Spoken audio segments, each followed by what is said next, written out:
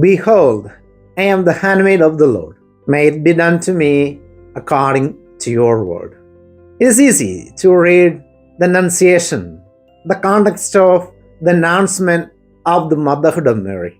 We forget that Mary's yes does not take place in the secure and joyful context of a marriage, but in the dark context of a pregnancy that is born outside of the conjugal bond. The Annunciation is Mary's true Gethsemane. It's a decisive moment of her life. Mary is not a young woman who is unaware and careless. When she says, Behold, I am, she knows that she is entering a dangerous zone. She knows very well that she could be accused of adultery with all the consequences that would entail. She knows the risks she is taking, but she does not give room for reasonable concern or ask for any other reassurance.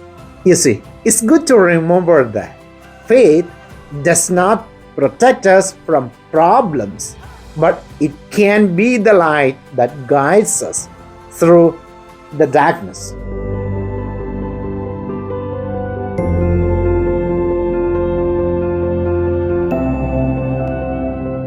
On the fourth Sunday of Advent, we are invited to reflect on the contrasting stories of David and Mary, emblematic figures in our human history who stand at the crossroads between presumption and submission to the divine, showing us two different ways of approaching the challenges of life.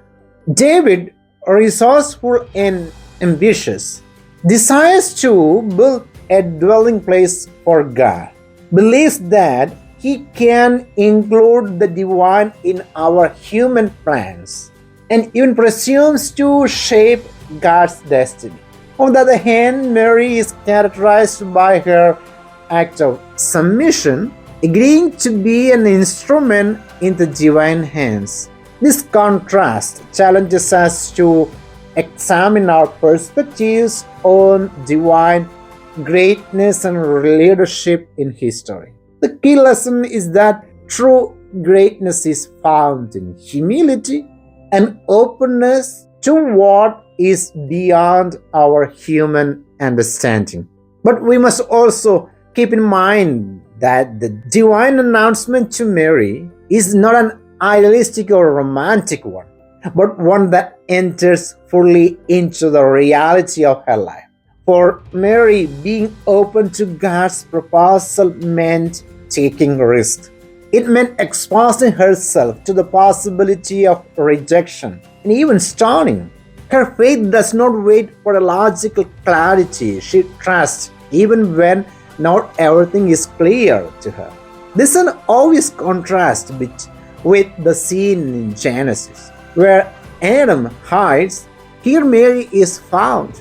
There Adam wants to take God's place. Here Mary claims to be the handmaid of the Lord. There Adam hears the word of the serpent. Here Mary accepts the word of the angel. Against the light appears the drama that runs through our human history. On one side, those who want to renounce God.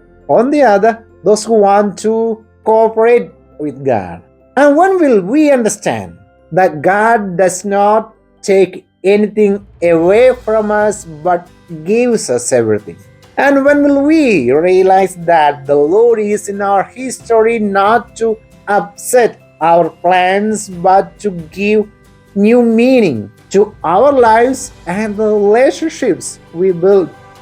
God works in history even when things seem impossible, turning situations that seem unfruitful into fertile ground. Elizabeth, for example, is considered barren, like all those people who are considered or feel useless because they cannot bear fruit in their life. God comes for them because in God's eyes there's no land that cannot become fruitful. Elizabeth is in her sixth month of pregnancy. This sixth month perhaps goes back to the sixth day of creation, the day Adam was created. Now, in this sixth month, the new Adam, Jesus, the Savior, is created in Mary.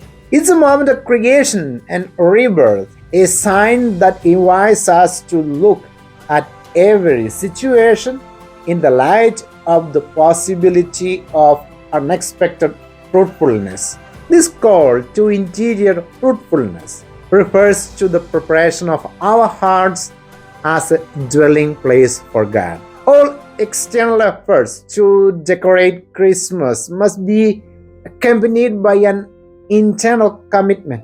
Imagine if our personal, family, and social lives could be a reflection of the beauty that characterizes our homes during the Christmas season. Let's use this extraordinary time to reflect on how we want to relate to God. Mary inspires us to renew our "Behold, I am" in faith, knowing that every little yes keeps the lamp of faith burning in the world and becomes a sign of that hope that never dies.